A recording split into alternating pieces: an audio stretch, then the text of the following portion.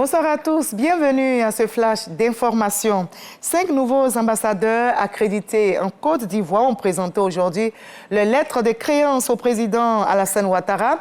Il s'agit des diplomates japonais, tchèques, rwandais, slovaques, ainsi que la coordonnatrice résidente désignée du système opérationnel des Nations Unies. Tous ces nouveaux ambassadeurs accrédités ont salué l'excellence des relations bilatérales entre leurs pays respectifs et la Côte d'Ivoire et ont également promis d'œuvrer à leur renforcement. 3 projets de loi viennent d'être adoptés en commission à l'Assemblée nationale. Le ministre de la Santé et de l'Hygiène publique était face à la commission des affaires sociales et culturelles. Pierre Demba a présenté notamment le projet de loi portant code de déontologie médicale qui met donc en relief les droits et obligations du médecin, le projet de loi de modification relative à l'exercice de la pharmacie et l'ordre national des pharmaciens qui permet aussi d'exercer la profession de pharmacien par tout Ivoirien et tout ressortissant de l'espace UEMOA. Les 3 projets ont été adoptés à l'unanimité par les députés.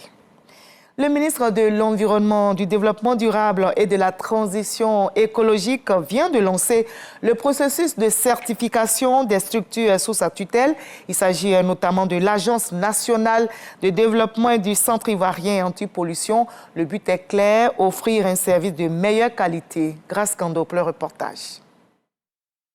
Le Centre ivoirien anti-pollution et l'Agence nationale de l'environnement, ces 2 structures sous tutelle du ministère de l'Environnement, du Développement durable et de la Transition écologique, résolument tournées désormais vers la démarche qualité à travers la certification ISO 9001 version 2015.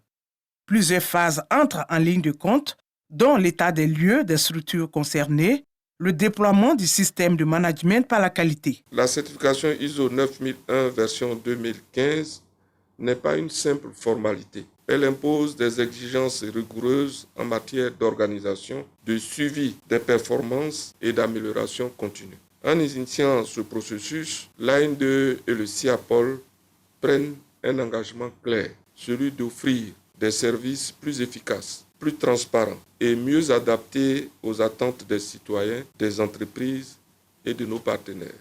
Le ministre Jacques Assaoré Konan place à 2025 sous le sceau du respect des normes environnementales. Pour donner le ton, cette visite sur la baie lagunaire de la Riviera Golfe, à 500 mètres à l'est du pont HKB.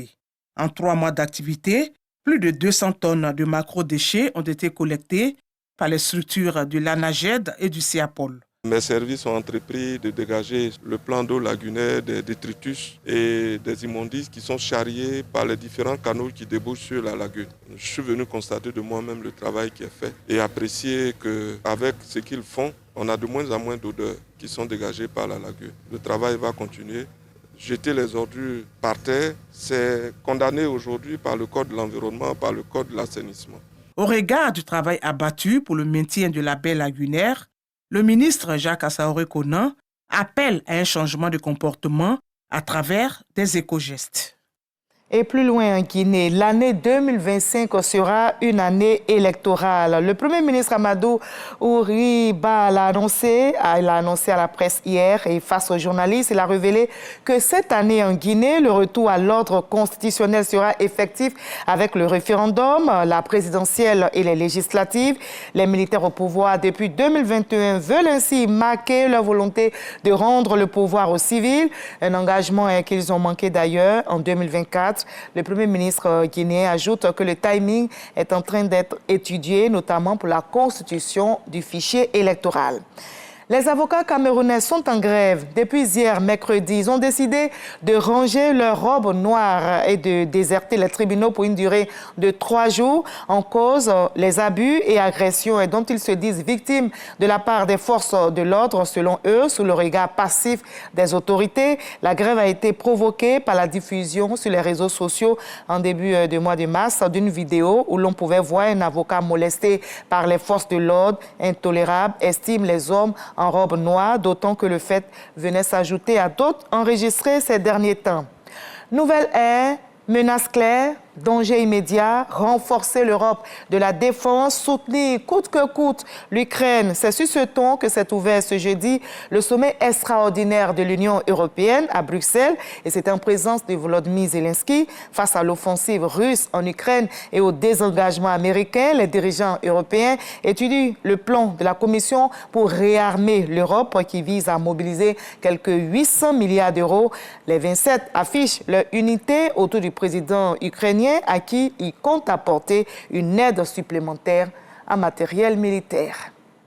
On se retrouve à 20h pour la grande édition, mais je vous invite à suivre l'info régionale pour avoir toutes les nouvelles de nos très belles régions ivoiriennes. Faites-le et on se retrouve à 20h.